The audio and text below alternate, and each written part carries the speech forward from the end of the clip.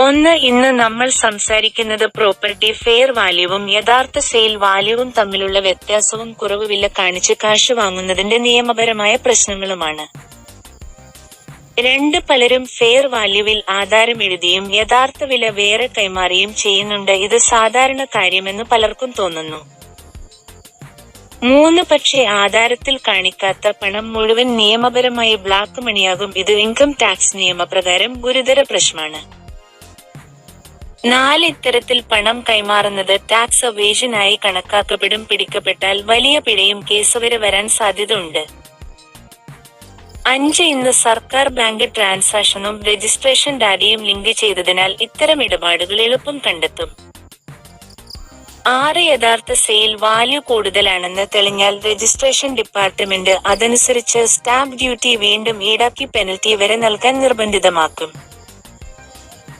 അതിനാൽ സുരക്ഷിതമായ വഴി മുഴുവൻ തുകയും ആധാരത്തിൽ കാണിച്ച് ബാങ്ക് വഴി മാത്രം പണം കൈമാറുക എന്നതാണ്. Bharat public media. ഈ വീഡിയോ നിങ്ങൾക്ക് ഉപകാരപ്രദമായാൽ ചാനൽ സബ്സ്ക്രൈബ് ചെയ്യാൻ മറക്കരുത്.